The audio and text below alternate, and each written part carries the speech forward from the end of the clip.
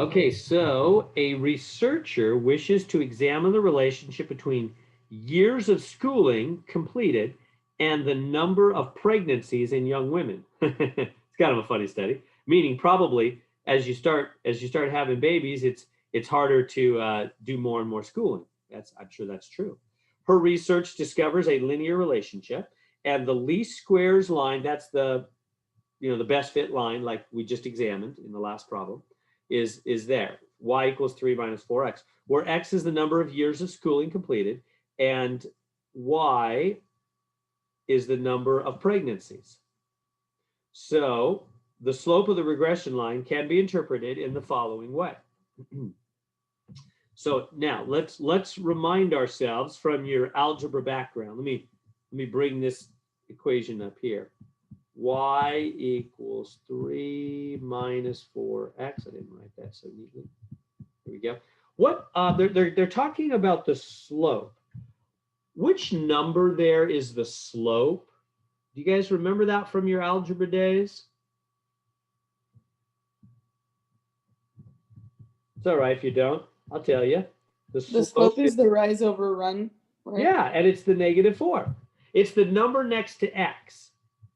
Let me write that. Slope is the number next to x. Yeah, and it's rise over run. Good memory. Exactly. So first off, it's not the 3. It's not the 3. It's the number next to x, including the sign. So the negative and the 4, the -4, is the slope. So when you write an equation, we're going to do a lot of that in this section. When you write an equation with a y and an x like that, the number next to x is the slope. Okay, yeah, and what is it? It's rise over run. Good memory. Good memory. Let me write that over here. Slope is -4, and you could write that -4 over 1. Why? Why can you write that? Well, dividing by 1 doesn't change anything, right? If I take any number like 17 and I divide by 1, it's still 17, isn't it? So when I say you can write it that way, I mean you could do that and you won't change anything. In other words, it's equal to that. So I'll just write equals -4 over 1. There's just another way to say the same thing. Now you think, well, why would you want to make it a fraction? I don't like fractions. Well, because it's exactly what you guys were saying. It's rise over run. Rise over run. So you might remember, as some of you clearly do, that a slope is a rise over run. So I want to see two numbers. I want to see that 1 on the bottom. So I have a rise and a run number. Okay, great. What is this rise and run? Who cares about that? Well, rise, think about a graph, guys and gals, with me. Rise is up and down, isn't it?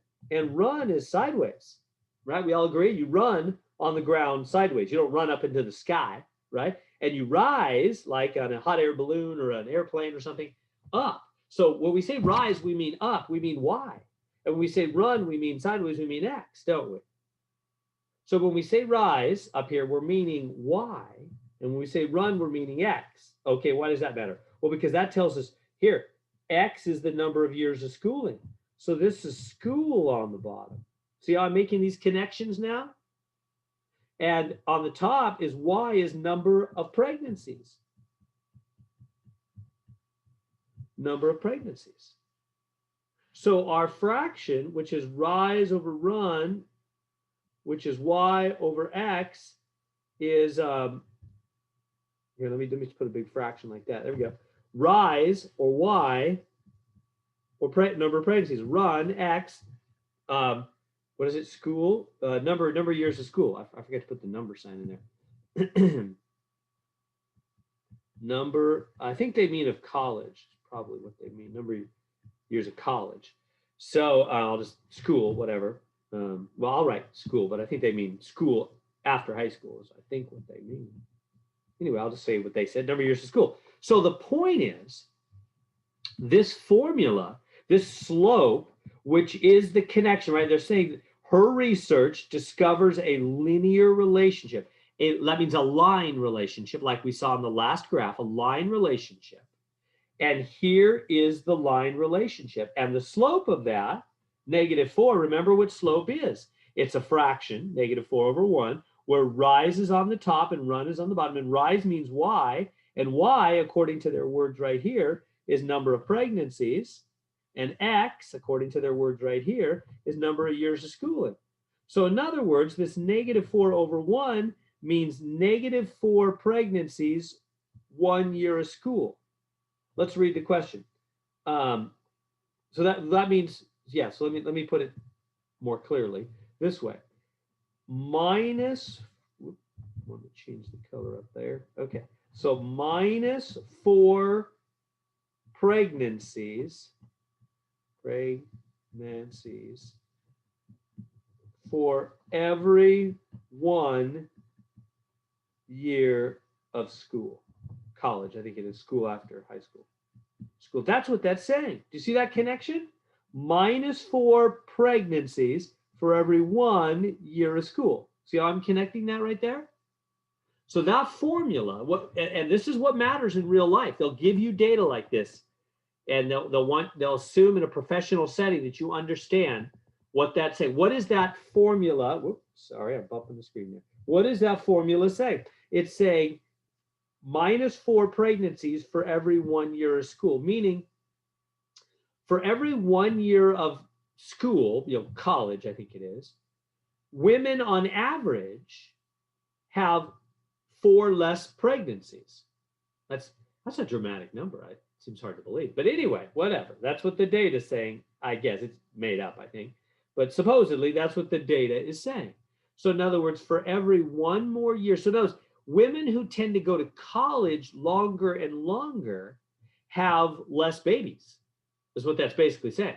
Now it says 4 less for every year of school. That seems like too much to me. But anyway, I think there's probably generally some truth to that. This seems overly dramatic, but right, I think that's true, right? People that go to more and more schooling tend to have less babies. Now I know it's popular to say you can do it all. You can become an astronaut and a medical doctor and a surgeon and then have 10 babies as well. And I guess that's probably possible, but it's awfully challenging. So it's kind of hard to do both. So that's what we're seeing in this data. More years of school, every year of school, college, 4 less pregnancies. Again, that's overly dramatic, I think. So now let's answer the questions. What's this first one say? It says, the slope of the regression line can be interpreted in the following way. When amount of schooling increases by 1 year, 1 more year of school, the number of pregnancy tends to decrease by 4. Yeah, there it is. It's the first one. Let's see why the other ones are wrong. So this one's right. That's it. I hope, it's always good to, I'm always nervous to grab the first one. Let's read this. When the amount of school increases by 1 year, the number of pregnancies by 3. No, they're trying to get us to do the 3. No way. When the amount of school increases by 1 year, again, the 3. No way. It's not the 3. It's the 4. That's the slope. When the amount of school increases by the number of pregnancies increases? No, not increase, and not these 3s. Not increase, decrease, because it's negative, right? It's -4. That's 4 less.